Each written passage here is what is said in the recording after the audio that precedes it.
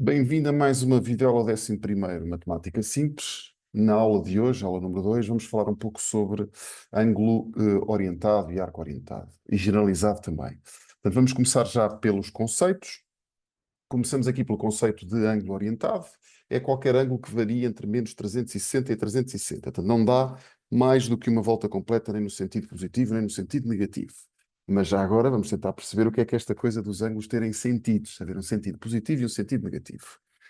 Ora, quando falamos de ângulos com uma certa orientação, eh, há que considerar aqui que o ângulo vai começar num certo lado e acabar noutro sítio. Portanto, esta questão de lado de origem e lado de extremidade.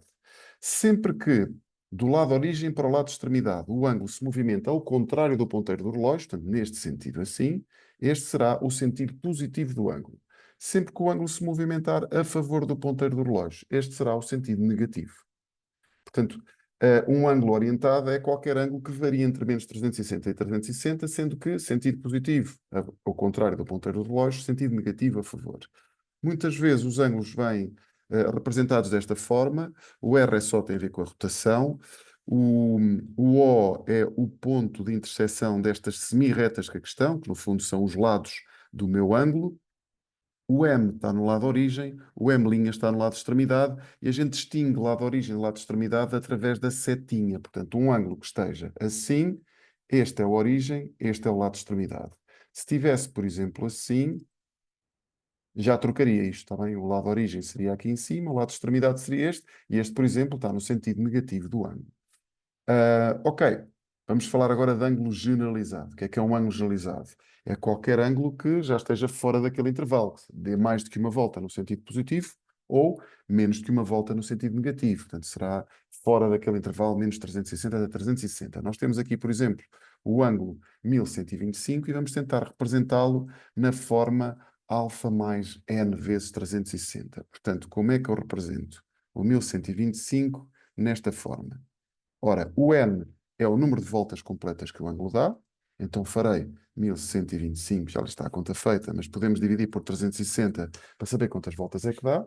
Portanto, o meu n aqui será 3, e o alfa é, no fundo, o ângulo orientado que resta quando nós tiramos estas voltas completas ao 1125. Portanto, a conta seria 1125 menos 3 vezes 360, que vai dar 45 graus, sobra-me aqui 45 graus.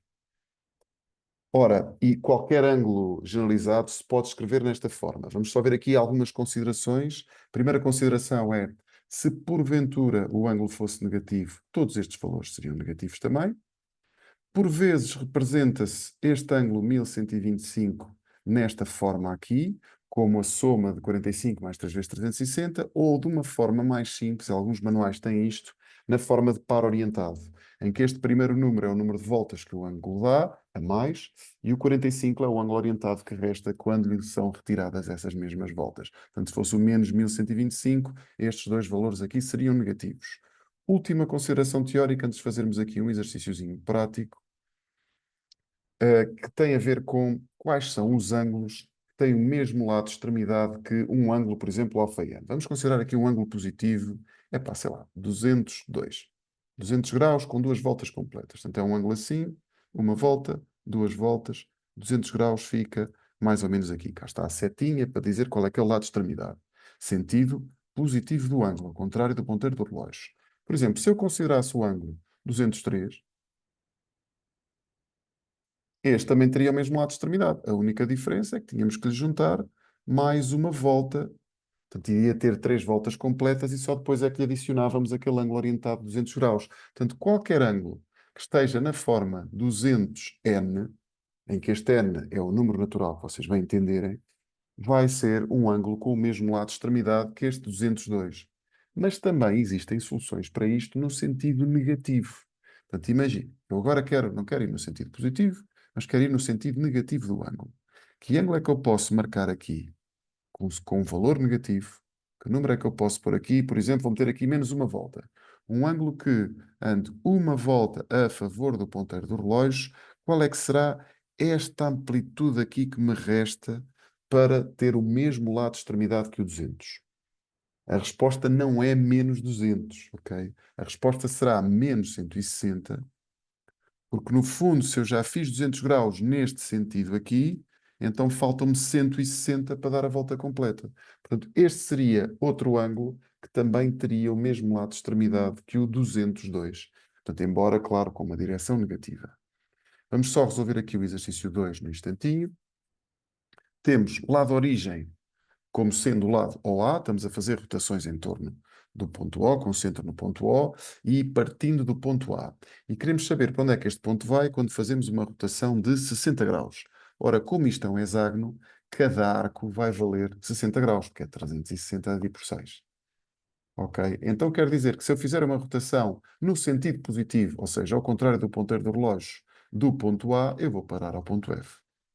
E se for menos 120? Então, menos 60, menos 120, vou parar ao ponto C. E se for menos 180? Portanto, sempre no sentido negativo aqui. 60, 120, menos 180. Vou parar ao ponto D. E se fizer mais 240? Então, neste sentido daqui, no sentido positivo, ao contrário do ponteiro relógio, 60, 120, 180, 240, vou parar ao ponto C. Vamos só confirmar aqui. FC, DC, está certo. Portanto, isto não é propriamente uma matéria muito transcendente, mas convém também treinarem um bocadinho disto, só para perceberem esta lógica do sentido positivo e do sentido negativo, porque depois, mais tarde, vamos aplicar isto no círculo trigonométrico e aí já iremos estudar mais a fundo as razões trigonométricas de certos ângulos, que já não serão apenas os ângulos agudos. Nós até agora só estudamos ângulos agudos.